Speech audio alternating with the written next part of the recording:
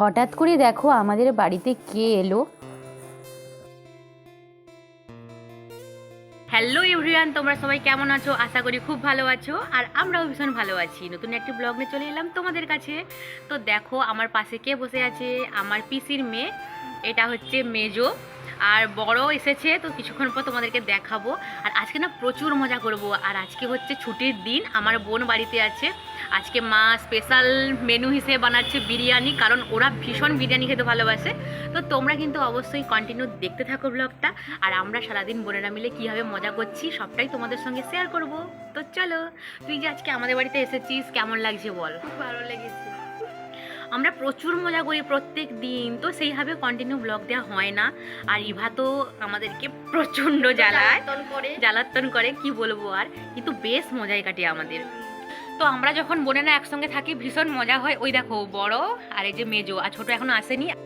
তারপরে দেখো মা সকাল সকাল টিফিনে বানাচ্ছে ঘি দিয়ে পরোটা আর করছে চানা পনির। তো পনির কিন্তু বাড়িতেই মা করেছে। যেহেতু দুপুরবেলা আমরা সবাই বিরিয়ানি খাবো, ওই জন্য একদম সকাল সকাল ভোরবেলা মা পরোটা বানিয়ে নিয়েছে আর চানা পনির বানিয়ে নিয়েছে একদম ঝাল ঝাল করে। আর খেতে তো খুব সুন্দর হয়েছিল, বেশ ভালোই লাগছিল।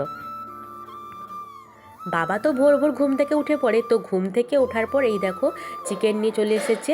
আর এখানে বেশিরভাগই দেখতে পাচ্ছ লেগ পিস, যেহেতু বিরিয়ানির জন্য লেগ পিসটা একদম পারফেক্ট। আর রয়েছে কিছু চিকেন, যেগুলো বাবা তো বিরিয়ানি খেতে একদম পছন্দ করে না আর খায়ও না, সেই জন্য বাবার জন্য সিম্পল ঝোল ভাত হবে। আর এই দেখো মায়ের বিরিয়ানি হাঁড়ি। তো আমরা যেহেতু বিরিয়ানি লাভার বলতে গেলে, বিরিয়ানি আমাদের ভীষণ ফেভারিট, সেই জন্য মা একটা বড় হাঁড়ি করে রেখেছে বিরিয়ানি করার জন্য। তো হাঁড়িটা কিন্তু বেশ বড়। এইদিকে দেখো আমার পিসির মেয়ে, তো ও ইভাকে নেওয়ার জন্য অনেক চেষ্টা করছে, কিছুতেই যাচ্ছিল না ইভা, কারণ প্রথম দেখছে তো, আর ওই জন্য। এখন আমরা স্নান করে নিয়েছি, এই যে পরপর সিঁড়ির উপরে। যদিও রোদ নেই, কিন্তু তাও ঠিক আছে, স্নান করে এই যে বাইরে বসে আছি সবাই মিলে। ইভাও বসছে আমাদের সঙ্গে।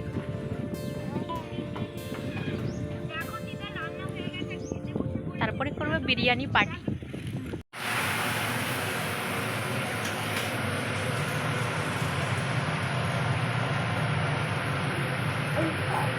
হাসি না দেখে কুটুমা কুটুম।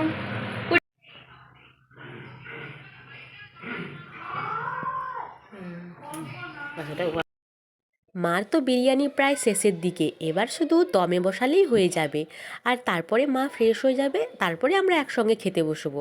আর আজকে একজন স্পেশাল গেস্ট আসবে আমাদের বাড়িতে, তো কিছুক্ষণ পর বলবো যে কে আসছে। আর এদিকে দেখো বিরিয়ানিটা জাস্ট ওয়াও, এত সুন্দর খেতে হয়েছে কি বলবো। তো ওই তো নিয়ে আরে তো পারবি নি তো। ভারী তুলতে পারিনি।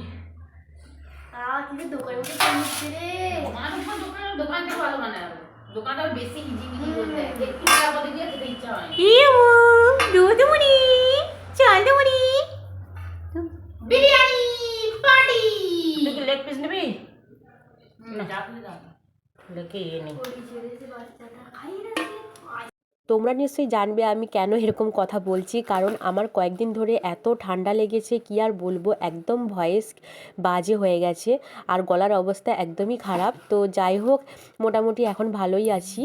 আর এই যে মা এখন সবার জন্য বিরিয়ানি বাড়ছে, আর অলরেডি গন্ধ তো পুরো একদম মো মো করছে সারা বাড়ি। আর এত টেস্টি হয়েছিল আর কি বলবো, আর জাস্ট ওয়াও।